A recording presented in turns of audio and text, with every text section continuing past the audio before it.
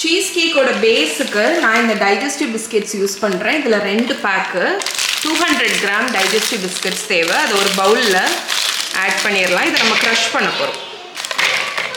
வந்து ஏதாவது ஒரு கட்டையோ இல்லாட்டி ரோலிங் பின் வச்சு நல்லா க்ரஷ் பண்ணிடுங்க.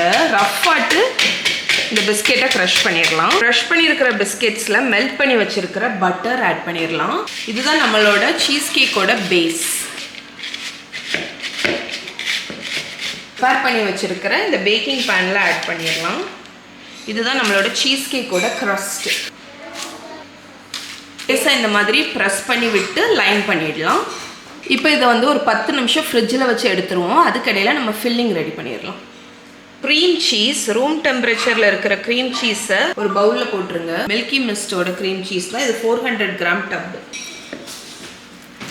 க்ரீம் சீஸில் பவுடர் பண்ணி வச்சுருக்கிற சுகர் ஆட் பண்ணிக்கோங்க. நான் 3/4 கப்பு பவுடர் பண்ணி வச்சுருக்கிற சுகர். நீங்கள் இதுக்கு பதில் ஐசிங் சுகர் கூட ஆட் பண்ணலாம். Pinch salt, 1 teaspoon vanilla essence, 1 teaspoon lemon juice, 1/2 cup cream. எல்லாத்தையும் ஒரு எலக்ட்ரிக் பீட்டரை வச்சு க்ரீம் பண்ணி எடுத்துகிட்டு வந்துடுறேன். நம்மளோட க்ரீம் சீஸ் மிக்ஸ்சர் பாருங்கள், செம்ம க்ரீமி ஆகிடுச்சுங்க. இப்போ இதை வந்து நம்ம பேஸில் ஆட் பண்ணிடலாம். சீஸ் கேக் ஃபில்லிங்கை இதில் ஆட் பண்ணிடலாம்.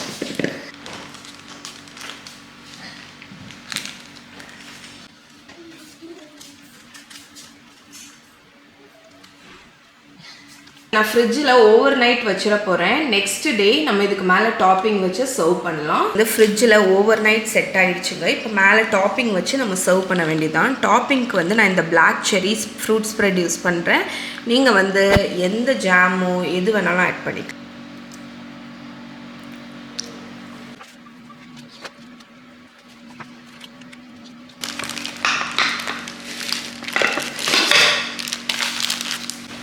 ஸோ இப்போ நம்ம வந்து ஸ்லைஸ் பண்ணிடலாம்.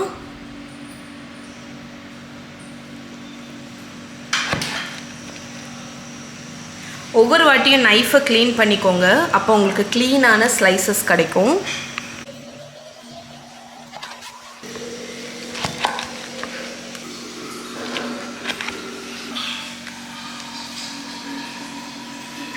ஸோ நம்மளோட சீஸ் கேக் எவ்வளோ சூப்பராக இருக்குது பாருங்கள். செம்ம ரிச் அண்ட் மாய்ஸ்டாக ரெடி. ஓகே, நம்மளோட சீஸ் கேக்கோட டெக்ஸ்சர் பார்த்துடலாம். பாருங்கள், ஸோ செம்ம க்ரீமியாக ஃபோர்க்கை வச்சே நீங்கள் கட் பண்ணிடலாம். அவ்வளோ சாஃப்டாக க்ரீமியான டெக்ஸ்சர்.